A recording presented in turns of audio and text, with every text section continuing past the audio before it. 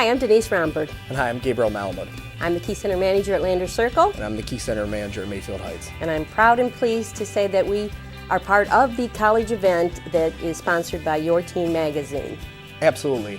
And also, as being part of KeyBank, we wanted to start out our presentation today with just a little bit of background on KeyBank as an organization.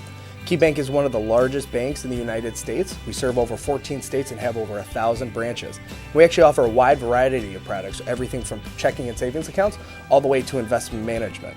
But the real reason we're here today is because we want to advocate for financial literacy.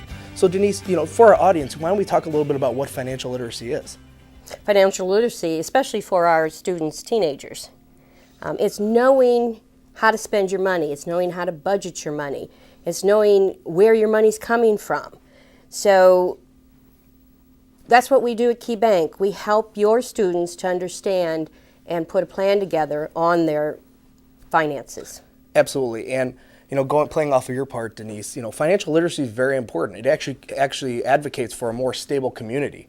And it actually helps put long-term goals into perspective for both parents and teenagers. It's very important that we advocate this to our teens, from an early age. We want to make sure that that foundation is set before they go to college. And, another thing that goes into financial literacy, Denise, is about budgeting. It's about just student budgeting, understanding, what a budget is and why it's important. Oh, Gabe, I've got a great story about budgeting. I had a client bring in her daughter. She was getting ready to go off to college, exciting time of your life. And we opened a student checking account, and we got to how the money was going to flow from mom and dad's accounts into the student's account. And the young lady looked up and said, "I need about $2,000 a month, Mom." And Mom's mouth dropped, and you could just see the shock. And she said, "Well, honey, I don't know if we're going to be able to do that." And she said, "Well, that's what I'm going to need, Mom." So I interjected that we do budgets with our students, and I pulled up some tools, printed them out, gave them to Mom and daughter, and told them to go home and put a budget together. Well, Mom came back a couple weeks later, big smile on her face. She goes, "We got that down to $500 a month, so thank you. And more importantly, she knows what she's spending the money on now." Absolutely. And how important is that, especially for our parents, to be able to talk to their teens about what money is being used for? Right. What are you spending your money on? There's so many instances where parents will bring their teenagers in, and the parent will actually ask the teenager in front of myself or another banking professional, "I gave you this money at the beginning of the week, where it is, and where is it?" And the funny part about it is they actually shrug their shoulders. They don't know.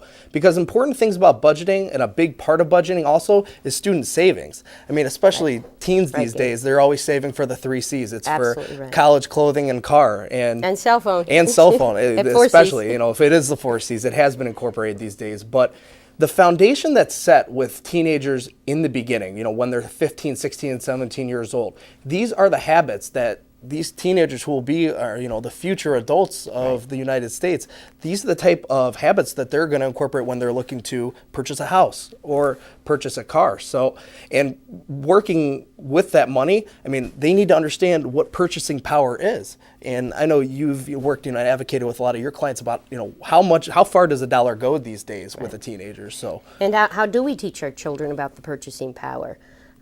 There's a few ways that come right off the top of my head. Take them shopping, Mom.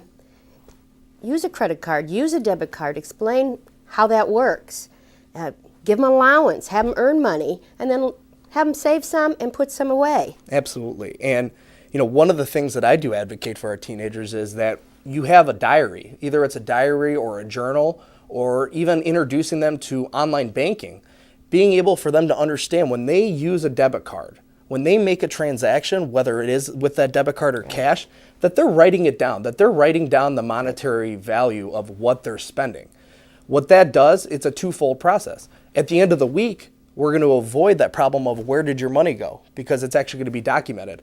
And it allows the teenager to develop a level of responsibility, because the great part about it is when they have that responsibility, they're going to understand, how much money they're getting, how far it goes. And it helps, especially after they graduate college, when they start getting that first job, that income stream. I can remember when I got my job with KeyBank out of John Carroll University, it was very important for me to allocate and watch what I was spending my money on. And, the great thing for me was even in high school, I was able to be set up on a student checking account. So, how important is that, for you to advocate to your clients about opening that checking account in high school? Right. And that process for Mom and Dad would bring your student in It takes about an hour. We go through all of this with your student. We teach them about debit cards. We teach them about balancing their checkbook and how to get online and what to be looking for. I know, Gabe, you had a great story about Dad teaching you about a debit card. Absolutely, absolutely. When I was little, and my dad is a KeyBank client, and he would go into the bank and take out cash, and then let's say if we were going to the mall, he'd be swiping this card, and I thought it was the magical card. I thought it was the card that money never stopped coming out of, and I really do appreciate my father sitting me down and being diligent about me understanding the difference between what a credit card was and a debit card, because we see this MasterCard symbol because it's advertised during the radio and television, and we all roll it into the same thing. And it's very important understanding that there is a difference between a debit card and a credit card. A credit card is linked to a line of credit, and a debit card is linked to your checking account. And it's important for us to be able, especially parents talking to their teenagers, for them to understand that difference. Right, right. Gabe, can a student get a credit card even? They actually can. I mean, that's one thing that I do recommend for parents as far as developing responsibility with their teens is to get their teenager an authorized user card. Put a low limit on it. It actually is going to allow your teenager to develop 2 additional skills. It's going to be one of responsibility, because they're going to have this line of credit, and the parents can be able to monitor the purchases that go on the card. But also what it's going to be able to do is going to be allow the student to understand what a credit card actually is. It's not a checking account. It is not linked to actual funds that you're pulling out of a checking account. It is a line of credit. And especially with that, it also allows the parent to talk to their child about identity theft and how important it is to not give your information to people, to watch where you use your credit card, to be able to, what do you think about that, Denise? What do you think about identity theft and how important it is? Well, here's some tips that we can give the parents. Have your student know never to share their PIN number with anyone, never to give their debit card to anyone to use, hide their checks, don't want to lose those.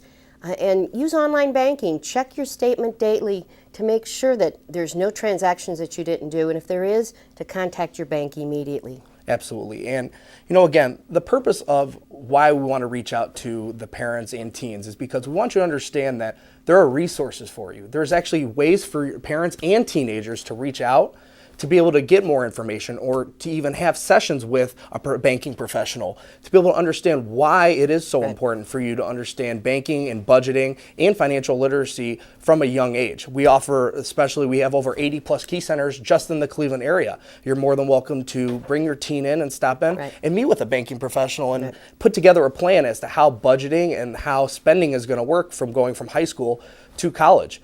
We have our www.key.com website that is obviously available. And we also have our 1-800-KEY-TO-YOU number. We have a phone number that you're able to reach out to. A couple other online resources that we do use is our Money Made Easy program. You'll be able to access that through www.key.com. And we also have our Learn and Earn program, which is our financial education literacy that we actually go out into the community. And it's really, it's a testament to how much Key believes in financial literacy, because we do want to educate the community in regards to financial education. Finally, we do offer our Financial Learning Center. Great place if you do have questions on what a credit score is, how to build your credit score. That's both for parents and teens. Right. And if you don't know where to start, call any branch, come on in, and we'll go through A to Z with your student and yourself on student financing. Thank you very much. Absolutely. And we thank you so much for taking the time to watch this video today. Going along with Denise's point, if you do have any questions, feel free to stop in, and hopefully we look forward to seeing you soon.